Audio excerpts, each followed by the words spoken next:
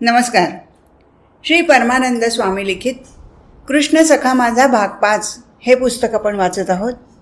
आज आपण कृष्णरूप राधा या प्रकरणातला पुढचा भाग वाचायला घेतो आहोत. नारदाच्या मुखातून पेंद्याच्या बाबतीत घडलेला प्रसंग ऐकून लक्ष्मीला एकदम बरं वाटलं आणि ती नारदाला म्हणाली, हे नारदा, हे मात्र अगदी छान झालं. राधेने पेंद्याला आधार दिला आणि जीवन जगण्याचा उत्साह दिला. नाहीतर पेंद्यासारख्यांची खरंच केवढी पंचायत झाली असती. त्यांनी आधारासाठी जायचं तरी कुठे? खरं म्हणजे कृष्णाने मथुरेला जाण्यापूर्वी सर्वांना सांगितलंच होतं की राधेच्या रूपाने मी गोकुळात राहणारच आहे. त्यामुळे गोकुळवासियांची काळजीही नक्कीच दूर झाली असणार. सदा सर्व काळ त्यांच्यासाठी राधा उपलब्ध होतीच. राधेने सर्वांना वेळोवेळी मार्गदर्शन करून गोकुळातील लोकांना आधार आणि रक्षण दिलंच असणार, नाही का? लक्ष्मीचं बोलणं मध्येच थांबवून नारद लक्ष्मीला म्हणाला, अगं लक्ष्मी, कृष्णाने राधा रूपाने मी राहणार आहे असं म्हटलं होतं हे खरंच आहे, पण ते त्यांनी गोकुळवासियांना सांगितलेलं होतं. कृष्णाने राधेला काही सर्व गोकुळाला मार्गदर्शन करण्याची जबाबदारी घ्यायला सांगितलेलं नव्हतं. त्यामुळे राधेने त्यासाठी काही मुद्दाम होऊन पुढाकार घेण्याचा प्रश्नच निर्माण होत नव्हता. राधा कृष्णाचा हेतू जाणून असल्यामुळे तीही स्वतःहून कधीही कोणाला भेटतच नव्हती. राधा एक स्त्री आणि त्यातूनही विवाहित स्त्री होती. त्याच्या बाह्य मर्यादा तिलाही ठाऊकच होत्या. त्या मर्यादेतच ती आपलं जीवन आनंदाने जगत होती. बरं, गोकुळातील लोकांनीही जरी कृष्णाचं वचन ऐकलेलं होतं तरी सर्वांनाच ते मानवलं होतं असंही नाही. काही जण तर कृष्णाचं बोलणं विसरूनही गेले होते. काही जणांना वाटलं त्यांचं जीवन जगायला ते सबळ आहेत, ते लोक आपलं जीवन जमेल तसं जगत राहिले. काहींना अडचणी आल्या खऱ्या, पण राधा एक स्त्री आहे हे ते विसरू शकले नाहीत. राधेला काही विचारणं किंवा सांगणं त्यांना कमीपणाचं वाटलं. अनेक गोपगोपींच्या ठिकाणी कृष्णाच्या प्रेमाच्या स्मृती होत्या. काही कारण परत्वे मधून त्यांना कृष्णाची आठवणही येत असे आणि त्या आठवणीने त्यांचं मनही भरून येत असे. परंतु त्यांची ही मनाची भावनात्मक अवस्था थोडा काळच टिकत असे. नंतर फिरून त्यांचं मन संसारात गुंतत असे आणि काही जणांचं मन तर पुन्हा संसारात रमतही असे. कारण कृष्णाचं त्यांच्यावरचं प्रेम अनुभवणंही कृष्णावरती प्रेम खऱ्या अर्थाने फारच थोड्यांच्या ठिकाणी निर्माण झालेलं होतं. त्यामुळे प्रत्येकजण त्याच्या भावनेनुसार कृष्णाचं प्रेम कमी जास्त प्रमाणात अनुभवत होता. परंतु कृष्णाच्या भक्तिभावातून अंतःकरणात कृष्ण स्वरूपाचा यथार्थ अनुभव घेणारी मात्र एक राधाच होती. अंतःकरणात कृष्णाच्या अस्तित्वाचा आनंद नित्य अनुभवणारी फक्त राधाच होती आणि त्याच अनुभवाचं प्रतिबिंब आणि पडसाद तिच्या बाह्य जीवनात सहजपणे आणि प्रकर्षाने प्रकट होत असत. मग ते कोणाच्या लक्षात आलं असेल किंवा नसेल, आणि आलं असलं तरी पूर्णपणेही लक्षात आलं नसेल, पण प्रेमभक्तिभावाने कृष्णाशी ऐक्य पावलेली राधा अंतर्बाह्य कृष्णमय होऊन राहिली होती एवढं मात्र खरं. हे लक्ष्मी, अशा तऱ्हेने राधेचं बाह्य जीवन नित्यक्रमानुसार चाललं होतं आणि त्या जीवनात ती शांत, सुखी आणि समाधानी होती. परंतु राधा अंतःकरणात मात्र नित्य कृष्ण प्रेमातच रमलेली असे. पेंद्या तिच्या भेटीला दररोज येत असे. त्याच्याशी बोलून राधा पेंद्याचं जीवन जगण्याचा उत्साह कायम ठेवी. अनयाशी सुद्धा तिचं बोलणं मधून होत असे. पण अनयाच्या बोलण्यात कृष्णाच्या सहवासातील स्मृतींचा उल्लेखच जास्त करून येत असे. रोज नंदाच्या वाड्यावर त्याचं जाणं असल्यामुळे नंद आणि यशोदा यांची ख्याली खुशाली अनय नेहमी राधेला सांगत असे. त्याचा राधेला वाड्यावर बोलवल्याचा निरोपही आणायला देत असे. पण राधा आवश्यक त्या बाह्य गोष्टी करून जास्त करून अंतर्मुखच असे. राधेची सुखी मुरली. एकदा अशीच राधा अंतर्मुख अवस्थेत देवघरात देवाच्या मूर्तीसमोर बसली होती. अंतःकरणात कृष्णमूर्तीची मानसपूजा नित्य करणारी राधा देवमूर्तीची षोडोपचारे पूजा अंतःकरणपूर्वक करत होती. पूजा करताना आज राधेचं अंतःकरण विशेषत्वाने भरून येत होतं. बाह्यांगाची पूजा संपली तरीही राधा मूर्तीसमोर बसूनच होती. आज तिथून उठण्यासाठी तिचं मनच घेणं. कितीतरी वेळ ती तशीच बसून राहिली होती. तोच राधेची नजर एकदम देव्हाऱ्यात ठेवलेल्या कृष्णाच्या मुरलीकडे गेली. मूर्तीची पूजा करत असताना राधा त्या मुरलीचीही प्रेमाने पूजा करत असे.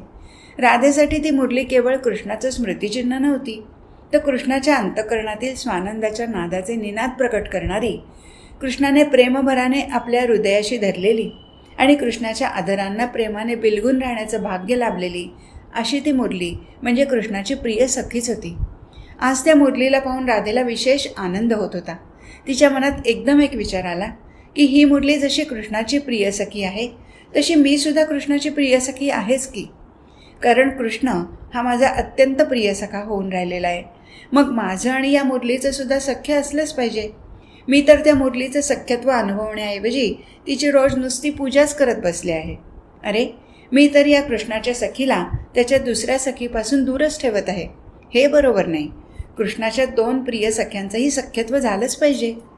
असा विचार मनात आल्याबरोबर राधेला एकदम हसूच आलं.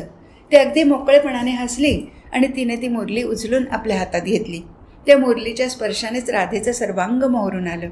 कृष्णाच्या प्रेमळ आणि हळूवार स्पर्शाचं तिला केवळ स्मरणच झालं असं नाही, तर राधेने तो कृष्णाचा दिव्य स्पर्श प्रत्यक्ष अनुभवलाही. कृष्णाची प्रेमळ पण गंभीर मूर्ती आपल्या दृष्टीसमोर आणून राधेने आपल्या डोळ्यांच्या पापण्या अलगद मिटून घेतल्या. तिचे नेत्र भरून वाहू लागले. मुरलीला आपल्या हृदयाशी धरून राधेने आपले नाजूक ओठ त्या मुरलीच्या मुखावर अलगदपणे टेकले. आपली नाजूक बोटंही राधेने त्या मुरलीच्या सर्व छिद्रांवर हळुवारपणे ठेवली. पूर्णपणे अंतर्मुख झालेल्या राधेच्या अंतःकरणात एकदम आत्तापर्यंत अनुभवलेला सर्व कृष्णभेटींचा आनंद साकार होऊ लागला. त्याचीच परिणिती राधेच्या ठिकाणी दाटून राहिलेलं कृष्णप्रेम उचंबळून येण्यात झाली आणि तिचा कंठ दाटून आला. तोच अचानक एखादा चमत्कार झाल्याप्रमाणे त्या मुरलीमधून मधुर सुरांचा नाद घुमू लागला आणि आनंदाच्या एका आगळ्या वेगळ्या विश्वात राधा स्वतःला हरवून बसली. अंतःकरणात स्फुरणाऱ्या कृष्णप्रेमाच्या लहरीवरती लहरी या विविध आणि मधुर स्वरलहरींच्या द्वारा प्रगट होऊ लागल्या. मुरलीतून प्रगटणारे ईश्वरी संगीताचे अवीट गोडीचे सूर राधेच्या श्रवणाद्वारे थेट तिच्या अंतःकरणात जाऊन स्पर्श करत आणि त्यामुळे त्या ठिकाणी पुन्हा प्रेमाच्या अधिकच लहरी निर्माण होत. अशा उत्कट प्रेमाच्या आनंददायी अवस्थेत राधा किती वेळ होती हे तिचं तिलाही कळणं शक्य नव्हतं, कारण राधेच्या दृष्टीने तिच्यासाठी सर्व मोजमापं थांबलीच होती. परंतु काही काळानंतर अगदी सहजपणे राधा हळूहळू देहभानावर आली. तरीही तिच्या अंतःकरणातील नाद मात्र अजूनही घुमतच होता. तो फक्त राधेलाच ऐकू येत होता. राधेने आपले नेत्र उघडून हातातील मुरलीकडे अत्यंत प्रेमभराने पाहिलं आणि तिला आपल्या हृदयाशी जवळ धरलं. नंतर त्या मुरलीचा आपल्या नेत्रांना स्पर्श करून राधेने ती मुरली पुन्हा देवाऱ्यात ठेवली. हे लक्ष्मी, श्रवण करीत असताना तुझ्या मुखावर आलेल्या भावावरून तुला वाटत असलेलं आश्चर्य स्पष्टपणे दिसतं आहे. राधेने आधी कधीही मुरली वाजवली नव्हती किंवा कृष्णेनेही राधेला कधी मुरली वाजवायला शिकवलं नव्हतं. राधेने कधीतरी गमतेनी मुरली वाजवण्याचा प्रयत्न केला तर कृष्ण राधेची चेष्टाच करत असे. मग असं अचानक राधेने मुरली वाजवायला लागावं याचं तुला नवल वाटणं अगदी साहजिक आहे. परंतु त्याचं केवळ 2च शब्दात उत्तर द्यायचं तर कृष्णप्रेमाची ही किमया सारी असंच द्यावं लागेल. मुख्य म्हणजे राधेलाही ते माहीत होतं. तिच्याकडून घडणारं मुरलीवादन ही तिच्या अंतःकरणात नित्य खेळणाऱ्या आणि रंगणाऱ्या कृष्णप्रेमाचीच जादू होती. याची निश्चिती राधेच्या ठिकाणी होती, कारण राधेच्या ठाई कृष्णाची प्रेमभक्तीच एवढी मुरली होती. राधेच्या अंतःकरणातील कृष्णाच्या अस्तित्वाचीच ती प्रचिती होती याची जाणीव राधेच्या ठिकाणी होती. म्हणूनच असं मुरलीवादन तिने स्वतःपुरतंच मर्यादित ठेवलं होतं, कारण ते फक्त तिच्यासाठीच होतं. कधीही दुसऱ्या कोणासमोर राधेने या गोष्टीची वाच्यता केलीच नाही. दररोज देवमूर्तीची पूजा अर्चा झाल्यावर राधा अंतःकरणातील कृष्णाचं प्रेमस्मरण करून मुरली वाजवून त्या कृष्णाला आळवत असे. त्यावेळी राधेकडून तिच्या अंतःकरणाच्या अवस्थेनुसार कधी आर्ततेचे सूर तर कधी तृप्ततेचे सूर, कधी प्रेमाच्या उत्कटतेचे सूर तर कधी भक्तिभावाचे आनंददायी सूर सहजपणे प्रगट होत असत. स्वतःच्याच अंतःकरणातून उत्स्फूर्तपणे प्रगट होणारा तो मधुर स्वरविलास श्रवण करताना राधेला तर अमृताच्या सागरात बुडल्याचा अनुभव येत असे. राधेला तिच्या अंतःकरणात दाटून असलेला भक्तिभाव प्रगट करून त्याचा आनंद अनुभवण्याचं एक माध्यमच मुरलीवादनाच्या रूपाने मिळालं. त्याचा अनुभव मात्र ती एकांतात देवघरात दार लावून आणि देवमूर्तीसमोर बसूनच घेत असे. त्यावेळी अनयही कामानिमित्त बाहेर गेलेला असे आणि तिच्या सासूबाई बाहेर गेलेल्या असल्यामुळे राधेला आवश्यक तो पुरेसा एकांत मिळत असे. एकदा राधा अशीच देवघरात बसून एकांतात मुरलीवादनाच्या नादात तन्मय झालेली असताना अचानक तिथे पेंद्याचं येणं झालं. माझा काकू स्वयंपाकघरात काहीतरी कामात मग्न होत्या. त्यांच्याकडे पेंद्याने राधा कुठं आहे असं प्रश्नार्थक मुद्रेने विचारलं असता त्यांनीही खुण्याने देवघराकडे बोट दाखवलं. देवघराचं दार बंद होतं. राधा देवपूजेत रमलेली असणार असं ओळखून पेंद्या बाहेरच्या खोलीत जात होता. तेवढ्यात त्याला मुरलीचा मंद सूर कानावर आल्यासारखा वाटला. पेंद्याचा क्षणभर त्याच्या कानावर विश्वासच बसेना, पण तरीही त्या नादाचा कानोसा घेण्याचा प्रयत्न पेंद्याकडून जसजसा सहजपणे घडू लागला तसतशी पेंद्याची पावलं देवघराच्या दिशेने पडू लागली. देवघराच्या बंद दरवाजाला पेंद्याने बाहेरून कान लावला तो त्याची खात्रीच पटली की मुरलीचे सूर देवघराच्या आतूनच येत आहेत. आणि त्याला आश्चर्याचा धक्काच बसला, कारण असं सुमधुर आणि मनमोही सूर फक्त कृष्णाच्याच मुरलीतून बाहेर पडतात हे त्याला निश्चितपणे माहीत होतं. त्यामुळे देवघरात नक्की कृष्णच असणार याविषयी पेंद्याच्या मनात जराही शंका उरली नाही. मथुरेला गेलेला कृष्ण त्याचं सर्व काम पूर्ण करून गोकुळात परत आला की काय? मग ते मला कसं कळलं नाही बरं? बहुतेक कृष्ण आजच किंवा आत्ताच्या आत्ता आला असावा, असा विचार मनात करत पेंड्याने देवघराचा तो दरवाजा किंचितसा ढकलला तर तो दरवाजा राधेने आतून कडी लावलेली नसल्यामुळे थोडासा उघडला गेला. पेंद्याने आतमध्ये मोठ्या उत्सुकतेने डोकावून पाहिलं आणि आतलं दृश्य पाहून पेंद्या तर एकदम चकितच झाला. राधा देवाच्या मूर्तीसमोर एकटीच बसलेली होती. राधेचे नेत्र पूर्णपणे मिटलेले होते आणि तिने ती मुरली आपल्या दोन्ही हातात धरून ओठावर ठेवलेली होती. त्या मुरलीमधूनच अत्यंत सुस्वर मधुर असा नाद घुमत होता आणि त्या नादात राधा पूर्णपणे दंगून गेलेली होती. देवघरात कृष्ण खरंच नाही आणि राधा एकटीच आहे याची खात्री पटल्यावर पेंद्या हळूच आतमध्ये शिरला. काहीही आवाज न करता आणि न बोलता पेंद्या राधेच्या बाजूला खाली बसला. एका बाजूने राधेच्या मुखावरील ते अलौकिक भाव पाहताना पेंद्याला तर कृष्णाचीच आठवण झाली. मुरली वाजवताना कृष्णाचं मुखही अशाच आगळ्या वेगळ्या भावाने युक्त झालेलं असे याचं स्मरण पेंद्याला झालं. कृष्णाचं मुरलीवादन ऐकताना जो आनंद पेंद्याला होत असे अगदी तसाच आनंद त्याला आता राधेचं मुरलीवादन ऐकताना होत होता.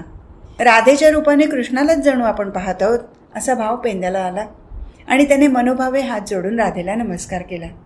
थोड्या वेळाने राधेचं मुरलीवादन आपसुकच थांबलं आणि देहभानावर येऊन तिने आपले अश्रुपूर्ण नेत्र हळूहळू उघडले. बाजूलाच बसलेल्या पेंद्याकडे पाहून चकित झालेल्या राधेने स्मितहास्य केलं आणि त्याच्या डोक्यावर आणि खांद्यावर प्रेमाने थोपटलं. नंतर राधेने देवमूर्तीसमोर आपलं डोकं टेकून नमस्कार केला आणि पेंद्यालाही तसाच नमस्कार करायला लावला. मूर्तीसमोरील नैवेद्यासाठी ठेवलेली लोणी साखर प्रसाद म्हणून पेंद्याला दिली. आपल्या हातातील मुरली राधेने परत देवाऱ्यात ठेवली आणि प्रश्नार्थक चेहऱ्याने पाहणाऱ्या पेंद्याला उद्देशून ती म्हणाली, अरे पेंद्या, असा माझ्याकडे चकित होऊन नुसता पाहत राहू नको. तुला नवल वाटणं अगदी साहजिकच आहे, परंतु ही सर्व कृष्णाची माझ्यावरली कृपा आहे. त्याच्याच प्रेमाची ही सारी किमया आहे. तुला एखाद्या वेळेस अशी शंका येत असेल की कृष्णाने मथुरेला जाण्यापूर्वी मला मुरली वाजवायला शिकवलं की काय, पण तसं काही घडलेलं नाही. कृष्णाने जाण्यापूर्वी अगदी उत्स्फूर्तपणे ही मुरली मला दिली. मलाही त्याचं कारण त्यावेळेला कळलं नव्हतं. कृष्णाने मला प्रेमाने ही मुरली दिली आणि मीही त्याच प्रेमाने ती मुरली घेतली, बस एवढंच. परंतु अशीच एकदा या देवमूर्तीची बाह्यांगाने पूजा आणि अंतःकरणातील कृष्णमूर्तीची प्रेमपूर्वक मानसपूजा करत असताना उत्स्फूर्तपणे ही मुरली हातात घेऊन ओठाला लावली. मात्र अंतःकरणातील कृष्णप्रेम दाटून कंठात आलं आणि त्या मुरलीतून असं सुमधुर सूर अगदी सहजपणे बाहेर येऊ लागले. सुरुवातीला मी सुद्धा अगदी तुझ्यासारखीच चकित झाले होते, पण नंतर माझ्या लक्षात आलं हे सूर माझ्या मुखातून किंवा कंठातून मुरलीमध्ये येत नसून ते माझ्या अंतःकरणातून अगदी खोलातून स्फुरून बाहेर येत आहेत. मग माझ्या लक्षात आलं की माझ्या अंतःकरणात बसून माझा कृष्णसखाचे मुरलीवादन करत आहे आणि त्याचे स्वर या मुरलीद्वारे बाहेर प्रकट होत आहेत. इतकंच. या दैवी सुरांचं एक विश्वच निर्माण होतं. त्यामध्ये माझं अंतःकरण तर कृष्णप्रेमाने उच्चंबळून येतच, परंतु माझी सर्व कायाही मोहरून येते आणि एका सर्वश्रेष्ठ आनंदाच्या अनुभवात मी स्वतःला पूर्णपणे हरवून बसते. परंतु हा माझा अनुभव अगदी व्यक्तिगत आहे आणि त्याचा अनुभवही मी नेहमी या देवघरात एकांतातच घेत असते. याशिवाय मी कोणालाही सांगितलेलं नाही आणि तू सुद्धा तशी वाच्यता कधी करू नकोस. राधेच्या बोलण्यावर पेंद्याने मान डोलावली, पण राधेला त्याने एक विनंती केली की राधेने त्याला रोज सकाळी पूजेच्या वेळी इथे हजर राहण्याची परवानगी द्यावी.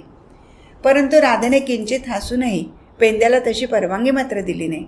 ती पेंद्याला एवढंच म्हणाली, ही माझी अगदी व्यक्तिगत बाब आहे आणि ती तशीच राहावी अशीच माझी इच्छा आहे. पण पेंद्या, तुलाही मी एक गोष्ट सांगते की तू सुद्धा रोज सकाळी तुझ्या घरातील मूर्तीसमोर थोडा वेळ तरी बसत जा आणि मनामध्ये कृष्णाचं स्मरण करत जा. त्यामुळे तुझ्या मनाला निश्चितपणे स्थिरता लाभेल आणि शांती समाधानाचा अनुभव तुला येईल. राधेचं बोलणं ऐकून पेंद्या तसाच थोडा वेळ तिथेच विचार करत बसला आणि नंतर राधेचा निरोप घेऊन आपल्या घरी परत गेला. मुरली वादनाप्रमाणेच श्रवणाला मोहक वाटणारं नारदाचं बोलणं ऐकून लक्ष्मी अगदी मंत्रमुग्धच झाली होती.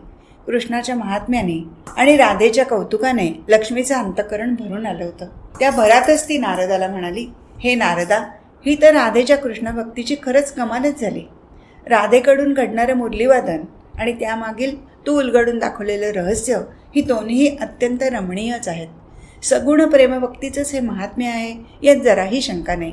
पण नारदा, आता एक गोष्ट माझ्याही नक्की लक्षात आली आहे की प्रेमभक्तिभावाने घडणारं नारायणाच्या सगुण चारित्र्याचं गायन हे सुद्धा मुरलीवादनच आहे.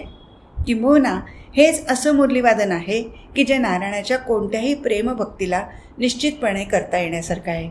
मग तुझ्यासारखा या नारायणाच्या गुणसंकीर्तनात नित्य रमलेला आणि नारायणाचा अत्यंत प्रिय भक्त जेव्हा नारायणाच्या प्रेमाने आणि महात्म्याने युक्त होऊन सगुण चरित्राचं गायन करतो तेव्हा ते एक अप्रतिम आणि अनुपम असं मुरलीवादनच असतं. हे नारदा, अंतर्बाह्य कृष्णमय झालेली राधा तिच्या ठिकाणी कृष्णप्रेमाचा नाद नित्य अनुभवत होती आणि एकांतात मुरलीवादनाच्या द्वारेही बाह्यांगाने त्या नादाचा आनंद उपभोगत होती. ही तिची अवस्था तर खरंच सर्वश्रेष्ठ होती. तर मग तिची ही अवस्था बाह्यांगाने इतरांच्या निमित्ताने सुद्धा किंवा इतर काही कारणाने म्हणा कधीतरी प्रकट झाली की नाही? त्या निमित्ताने तिची अवस्था इतरांच्याही लक्षात आली असती. मग त्याचा कोणी किती उपयोग करून घ्यावा हे ज्याच्या त्याच्यावर राहिलं असतं. पण तिची अवस्था बाह्यांगाने सर्वांगासाठी सुद्धा प्रकट होणं आवश्यकच नव्हतं का? लक्ष्मीच्या बोलण्यावर नारदाने क्षणभर विचार केला आणि म्हणाला, हे लक्ष्मी, आवश्यकता ही 2 अंगाने असते. एक बाह्यांगाची आणि दुसरी आंतरिक. एखादी गोष्ट बाह्यांगाने केल्यावरती त्याचा परिणाम आंतरिक अवस्थेवर होतो, तर अंतरातील अवस्था प्रकट करण्यासाठी एखादी बाह्य गोष्ट करणं आवश्यक ठरतं. राधेच्या बाबतीत तिच्या अंतःकरणाच्या परिपूर्ण अवस्थेमुळे आता बाह्य गोष्टी करून काही आंतरिक साधायचं आहे अशी तिला आवश्यकताच राहिलेली नव्हती. त्याचप्रमाणे तिची आंतरिक अवस्था प्रकट करण्यासाठी मुद्दामहून काही करावं असा राधेचा स्वभावच नव्हता. तिची अंतरातील कृष्णप्रेमाची परिपूर्ण आणि सहज अवस्था इतरांसाठी प्रकट करावी आणि त्याची इतरांना माहिती व्हावी किंवा उपयोग व्हावा यासाठी मुद्दामहून काही करण्याची आवश्यकता राधेला अजिबात वाटत नव्हती. तेव्हा बाह्यांगाने काही करण्याचा तिचा स्वभावही नव्हता आणि तिला त्याची आवश्यकताही नव्हती. अशीच अवस्था राधेची होऊन राहिलेली होती. त्यामुळे अंतरात नित्य आनंदाचा अनुभव सहजपणे घेणारी राधा तिचं बाह्य जीवन मात्र अगदी शांतपणे, समाधानाने आणि निवांतपणे जगत होती. काहीही धावपळ नाही किंवा काही गडबड गोंधळ नाही. कोणाच्या आध्यात नाही की कोणाच्या मध्यात नाही. पण तिच्यामध्ये जो कृष्णप्रेमाचा संचार झालेला होता त्याचा आनंद मात्र ती स्वतःच्या ठायी नित्य भोगत असे. हे लक्ष्मी, राधेची अशी आंतरिक पूर्णावस्था असतानाही या नारायणाची प्रेममाया प्रगट झालीच. आंतरिक आनंदाची अवस्था प्रगट न करण्याच्या राधेच्या स्वभावावर तिच्या भावाचीच मात झाली. कृष्णाविषयीचा प्रेमभक्तिभाव राधेच्या ठिकाणी एवढा उत्कट झाला की तो तिच्या अंतरात मावेनासा झाला आणि बाह्यांगाने प्रगट होण्यासाठी काहीतरी माध्यम शोधू लागला. अंतरात नित्य भरून वाहणाऱ्या प्रेमाला बाहेर वाहण्यासाठी स्वतःच काहीतरी मार्ग काढण्याची आवश्यकता प्रकर्षाने जाणवू लागली आणि राधा अधिकच अंतर्मुख झाली. त्याचा परिणाम तिच्या वागण्या बोलण्यात दिसू लागला आणि तो बदल तिच्या सहवासात नेहमी असणाऱ्या पेंद्यालाच आधी जाणवला. राधा त्याच्याशी पूर्वीसारखी मोकळेपणाने बोलत नाही हे पेंद्याच्या लक्षात आलं. त्याने त्याबद्दल राधेला विचारलंही, परंतु राधा काहीच बोलली नाही. खरं तर त्या प्रश्नाचं उत्तर राधाही देऊ शकली नाही. असं काय होतं आहे हे राधेचं राधेलाच कळत नव्हतं. मग जास्त काही न विचारता पेंद्याही स्वस्थच राहिला. पेंद्या नित्यनेमाने राधेला भेटून आणि थोडा वेळ तिच्याशी बोलून जात असे. जे काही बोलणं होईल तेवढ्यावरच तो मनाने समाधान करून घेत असे. असाच काही काळ गेला आणि एक दिवस अचानक राधा पेंद्याला म्हणाली, अरे पेंद्या, आपल्या कृष्णाच्या जयंतीचा शुभदिन जवळ येत आहे. माझ्या मनात असं तीव्रतेनं येत आहे की आपण सर्वांनी मिळून कृष्णाची जयंती साजरी करावी. आपण सर्वजण एकत्र जमूया आणि कृष्ण जयंतीचा उत्सव साजरा करूया. त्या दिवशी कृष्णाला आवडणाऱ्या सर्व गोष्टी आपण करून कृष्णाचं प्रेमाने स्मरण करूया. निरनिराळे खेळ खेळू, कृष्णाला आवडणारे पदार्थ करू आणि सर्व गोकुळवासी मिळून कृष्णाविषयीचे प्रेम आणि कृतज्ञता व्यक्त करू. कृष्णाचे या गोकुळावर अगणित उपकार आहेत. कृष्णाने आपणा सर्वांवर निरतिशय प्रेम केलेलं आहे. कृष्णाचं ऋण आपल्याला कधीच फेडता येणार नाही. पण कृष्णाने आपल्याला आनंद कसा अनुभवायचा हे जे दाखवलेलं आणि शिकवलेलं आहे त्या आनंदाचा अनुभव आपण सर्वजण मिळून घेऊया. त्यानिमित्ताने आपल्याला आपल्या ठिकाणच्या कृष्णप्रेमाचा अनुभव घेता येईल आणि त्याचा आनंद सर्वांनाच होईल, हो की नाही? काय पेंद्या, माझ्या मनातले हे विचार तुला कसे वाटतात? तुझा काय विचार आहे? अगदी मोकळेपणाने सांग बघू. राधेचं बोलणं ऐकून पेंद्या तर अवाकच झाला.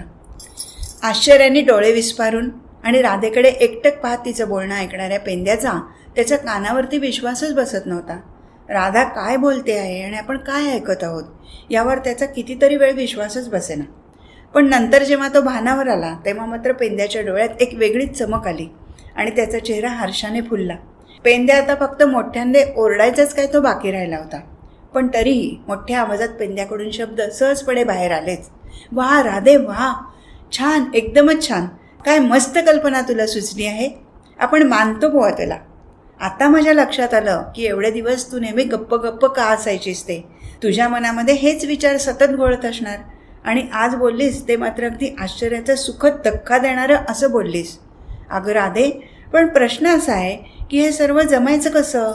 हे सर्व कोणी करायचं आणि कसं आणि कुठे करायचं? मुख्य म्हणजे त्यासाठी पुढाकार कोणी घ्यायचा आणि या सर्वाची जबाबदारी कोणी घ्यायची? बरं, सर्वांनाच हा विचार आवडेल का आणि पटेल का? सर्वांचं सहकार्य मिळेल का?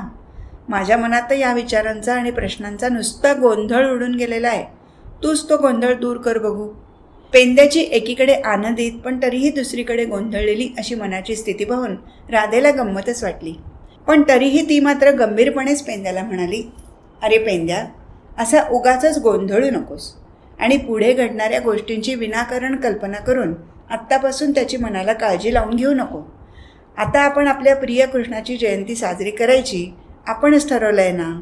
मग सर्व जबाबदारी आणि पुढाकार आपणच घ्यायचा, हे ओघाने आलंच.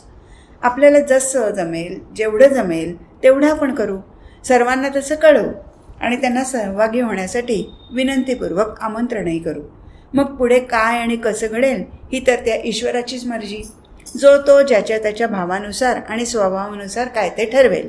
जे आपल्याबरोबर प्रेमाने येतील त्यांना आपल्या संगे घेऊन आणि जे येणार नाहीत त्यांचा जराही राग न धरता आपण कृष्ण जयंती साजरी करायची. मुख्य काय तर आपल्याला कृष्ण भेट प्रकट करून आनंद अनुभवायचा आहे, हेच खरं. त्यासाठी ज्यांची साथ आणि सहकार्य लाभेल ते आपण जरूर घेऊ. नाहीतर आपले आपण आहोतच की, हो की नाही? आजच मी प्रथम अनयाशी बोलते. त्यांची साथ आपल्याला नक्की मिळणार याची मला अगदी खात्री आहे. नंद आणि यशोदा यांची संमती आणि सहकार्य आपल्याला निश्चितच लाभेल. तेव्हा पेंद्या, तू काहीही काळजी मनात न धरता आता घरी जा. सर्व काही व्यवस्थित आणि ठीक होईल. पण या गोष्टीविषयी सध्या तरी तू काही वाच्यता करू नको. योग्य वेळी ते सर्वांना आपण कळित करू. राधेच्या बोलण्याने पेंद्याचं समाधान झालं. त्याच्या मनातील काळजी तेवढ्या वेळ तरी दूर झाली. पेंद्याने हसून राधेचा निरोप घेतला आणि तो आपल्या घरी गेला. राधेने मग त्या दिवशी संध्याकाळी अनयाकडे आपल्या मनातील विचार प्रकट केला. तो ऐकून अनयाचा आनंद त्याच्या मनात मावेनासाच झाला. राधेचे हात हातात घेऊन अनयाने तिच्याशी प्रेमाने हस्तांदोलन करून आपला आनंद व्यक्त करण्याचा प्रयत्न केला खरा, परंतु तेवढ्याने अनयाचं काहीच समाधान झालं नाही. म्हणून अनयाने मग राधेला प्रेमाने आपल्याजवळ घेऊन तिची पाठ थोपटली. तेव्हा कुठे अनयाचं जरासं समाधान झालं. नंतर अनय आणि राधा लगेचच नंदाच्या राजवाड्यावर गेले आणि त्यांनी आपला विचार नंद आणि यशोदा यांच्या कानावर घातला. त्या दोघांनाही अत्यंत हर्षच झाला. कृष्णाच्या स्मरणाने नंद आणि यशोदा यांना भरूनच आलं. राधा आणि अनय या दोघांचं मात्र त्यांनी अत्यंत कौतुक केलं. त्याचबरोबर कृष्ण जयंतीच्या कार्यक्रमात सहभागी होण्याचं आणि सर्व सहकार्य करण्याचं आश्वासनही दिलं. हा कार्यक्रम कसा आणि कुठे करायचा हे सर्व राधा आणि अनय यांनीच ठरवावं असंही नंदाने निक्षून सांगितलं. राधा, अनय, पेंद्या यांनी कृष्ण जयंती उत्सव कुठे साजरा करावा याविषयी बराच विचारविनिमय केला. यमुनाकाठी करावा की गोवर्धन पर्वतावर करावा की नंदाच्या राजवाड्यातच करावा याविषयी बरीच चर्चा केली. प्रत्येक जागेशी सर्वांचीच काहीतरी भावना जोडली गेली होती. यमुनाकाठी कालियाचं मर्दन आणि त्याला निर्विष करून कृष्णाने अनयाचे प्राण वाचवलेले होते. गोवर्धन पर्वतावर मुसळधार पर्जन्यवृष्टीपासून कृष्णाने सर्व गोकुळाचं संरक्षण केलेलं होतं आणि नंदाचा राजवाडा हे तर कृष्णाचं बालपणापासूनचं असलेलं वसतिस्थान होतं. परंतु राधा म्हणाली की वृंदावन हे तर कृष्णाचं अत्यंत प्रिय असं स्वस्थानच होतं. जेव्हा जेव्हा संधी मिळेल तेव्हा तेव्हा कृष्ण या वृंदावनातील कुंजवनातच कितीतरी वेळ एकांतात निवांतपणे व्यतीत करत असे आणि अंतर्मुख होऊन बसत असे. खऱ्या अर्थाने कृष्णाचं मन या वृंदावनातच रमत असे. राधेच्या बोलण्याला पेंद्याने दुजोरा दिला आणि अनेही संमती दिली. प्रत्यक्ष कृष्ण जयंतीच्या दिवशी काय कार्यक्रम करावा हे आधीपासून न ठरवता त्या दिवशी आणि त्यावेळेला उत्स्फूर्तपणे जसं जसं सुचेल तसं सर्वांच्या संमतीने करावं असंच ठरलं. सर्वांना फक्त आपल्याबरोबर येताना जमेल तसे काहीतरी पदार्थ करून आणायला सांगावेत एवढं नक्की झालं. गोकुळातील सर्वांच्या घरी जाऊन सर्वांना या कार्यक्रमाविषयी कळित करायचं आणि प्रेमाने आमंत्रण द्यायचं ही कामगिरी मात्र अनय आणि पेंद्या यांनी स्वतःवर घेतली. आज इथेच थांबू. हरिओम तत्सत.